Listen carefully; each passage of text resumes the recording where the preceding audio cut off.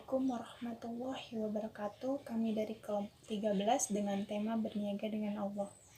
Dengan saya sendiri, Ana Ratnasari, dan 7 anggota kelompok 13 yang lainnya. Berniaga dengan Allah, perdagangan atau jual beli adalah sebuah aktivitas yang tidak bisa dipisahkan dari kehidupan manusia. Orang pasti akan melakukan transaksi jual beli untuk memenuhi kebutuhannya. Apalagi bagi mereka yang berprofesi sebagai pedagang, sebuah aktivitas yang dihalalkan bahkan dianjurkan dalam Islam. Dalam bahasa Al-Quran, jual beli disebut al-ba'i, al-shiro, atau al-tijara. Dan yang menariknya adalah ketiga terminologi tersebut bukan hanya disebutkan untuk menjelaskan tentang jual beli barang seperti Quran Surat Al-Baqarah ayat 275. Wa ahallallahu al-bai'a wa harrama ar-riba, yang artinya Allah menghalalkan jual beli dan mengharamkan riba. Sekian penjelasan dari saya, kurang lebihnya mohon maaf. Terima kasih. Baik, bismillahirrahmanirrahim. Perkenalkan, nama saya Indriani dari kelas DA1. Baik, di sini saya akan menjelaskan apa keuntungan berniaga dengan Allah Subhanahu wa taala. Keuntungan apa sih yang akan kita dapatkan ketika kita melakukan perniagaan dengan Allah Subhanahu wa taala? Yaitu kita akan diselamatkan dari azabnya Allah yang pedih, yang berarti kita akan masuk surganya Allah Subhanahu wa taala. Sungguh ini tuh adalah keuntungan yang luar biasa dan tidak ada keuntungan yang lebih besar dari itu. Lalu, apa harga yang harus kita bayar ketika kita melakukan perniagaan dengan Allah Subhanahu wa taala? Yaitu dengan cara kita beriman kepada Allah Subhanahu wa taala dan kepada para rasulnya, lalu kita berjihad di jalan Allah dengan harta dan jiwa kita.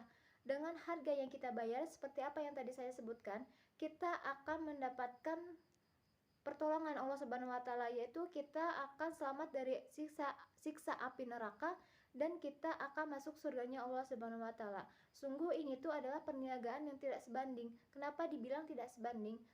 Sesungguhnya kalau misalnya kita mau hitung-hitungan nih dengan Allah Subhanahu wa taala, kenikmatan yang kita terima di dunia ini saja dengan kita beribadah kepada Allah Subhanahu wa taala itu tidak akan cukup untuk menembusnya. Contohnya saja, kita bernapas setiap hari.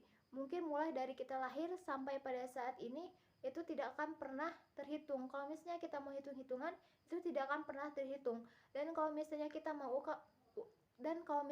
mau uangkan, itu tidak akan pernah terbayar oleh kita. Mungkin itu saja yang dapat saya sampaikan. Terima kasih. Sebelumnya, perkenalkan nama saya Naila Ikliman Nurul Huja dari kelas DA. Di sini saya akan menjelaskan tentang bagaimana cara agar kita menjadi orang yang beruntung dalam berniaga. Di dalam Al-Quran ada satu ayat di mana Allah Subhanahu wa taala menyebutkan jenis-jenis perniagaan yang tidak akan pernah mengalami kerugian, atau dengan kata lain perniagaan yang akan selalu memberikan keuntungan. Yaitu ada di surah Fatir, surah ke-35 ayat 29. Yang berbunyi, Innal ladzina yatluna kitaballahi wa aqamus sholata wa anfaqu mimma razaqnahum sirran wa alaniyatan yarjuna tijaratan lan tabur. Yang memiliki arti sesungguhnya orang-orang yang selalu membaca kitab Allah yaitu Al-Quran, mendirikan sholat dan menginfakkan sebagian dari rezeki yang kami anugerahkan kepadanya dengan diam-diam dan terang-terangan, mereka itu mengharapkan perdagangan yang tidak akan rugi. Mungkin sedikit saya akan menjelaskan isi kandungan dari surah tersebut. Jadi jika kita ingin menjadi perniagaan kita menjadi untung terus, kita jangan lupa untuk beribadah. Salah satunya sholat 5 waktu.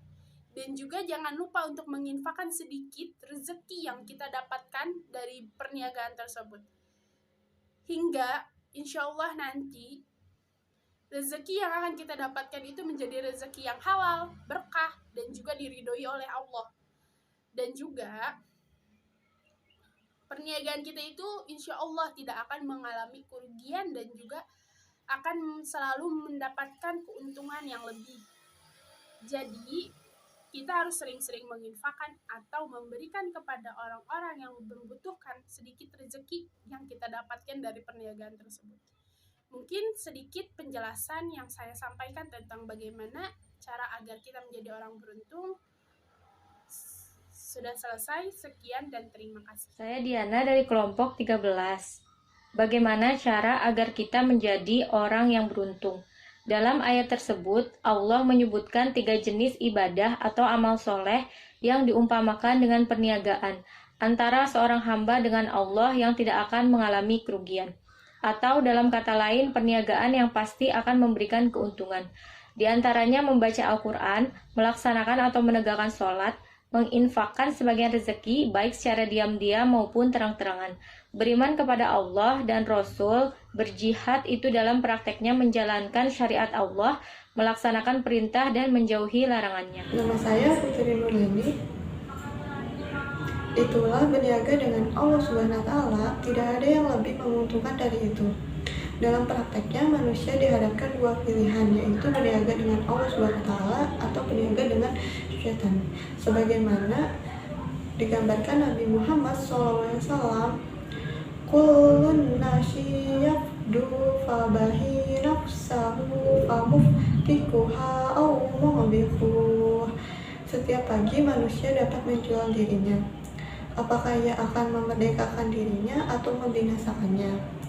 Memerdekakan dirinya dengan menaati peraturan Allah Subhanahu wa Ta'ala, berniaga dengan Allah Subhanahu wa Ta'ala, atau membinasakan dirinya dengan mengikuti hawa nafsu dan berniaga dengan setan. Yang kedua ini terlihat seperti menggoda, tetapi akan membawa kebinasaan di akhirat. Bahkan di dunia pun menyengsarakan banyak orang tertipu. Sekian, terima kasih. Wassalamualaikum warahmatullahi wabarakatuh. Bismillahirrahmanirrahim. Saya Angga Sandra Ramadhani akan menjelaskan di poin jihad dengan harta. Jihad dengan harta adalah jihad melawan kemiskinan dan keterbelakangan. Jihad dengan harta adalah jihad untuk meningkatkan kualitas kehidupan umat, kualitas pendidikan umat, kualitas kesehatan umat, kualitas lembaga-lembaga keagamaan, termasuk kualitas masjid-masjid kita yang merupakan pusat peradaban. Maka jihad dengan harta menghadapi musuh yang tak pernah ada habisnya sepanjang masa. Lalu ada poin yang kedua, ada jihad dengan anfus, dalam artian jiwa. Ada dengan tenaga, waktu, pikiran, termasuk nyawa.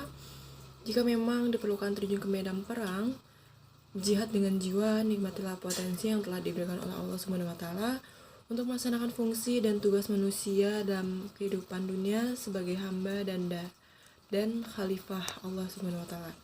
Perkenalkan, saya Fahrizal melanjutkan dari slide sebelumnya dari surat As-Saff ayat 12 yang a'udzubillahi minasyaitonirrajim, tu'minu billahi wa rasulihi wa tujahiduna fi sabilillahi bi amwalikum wa anfusikum dzalikum khairul lakum in kuntum ta'lamun.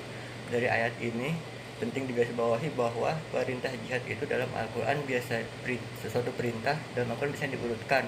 Di dalam hal ini, ayat ini disebutkan dulu bi amwalikum, kemudian wa anfusikum. Jadi yang perlu kita ketahui sekarang, jihad tidak hanya harus dengan jiwa. Jadi di sini juga dititik beratkan bahwa jihad itu bisa dengan harta. Di slide selanjutnya dijelaskan perbedaan antara jihad dengan harta dengan jihad dengan jiwa. Jihad dengan harta dapat diartikan sebagai jihad melawan kemiskinan dan keterbelakangan. Jihad dengan harta ini adalah jihad yang meningkatkan kualitas kehidupan umat, kualitas pendidikan, kualitas kesehatan, lembaga-lembaga keagamaan, termasuk salah satunya masjid. Karena masjid merupakan salah satu fasilitas publik yang paling utama. Hal itu diajarkan oleh Rasulullah ketika beliau pertama kali hijrah ke Madinah.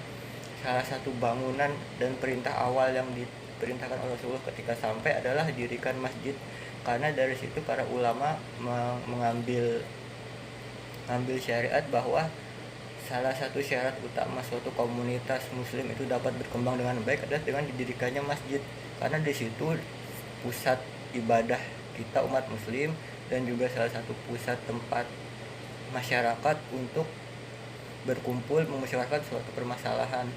Jadi jika tidak ada masjid dan kalau kualitasnya jelek, pasti orang akan malas untuk berkumpul di masjid yang seharusnya sebenarnya sangat penting bagi umat Islam.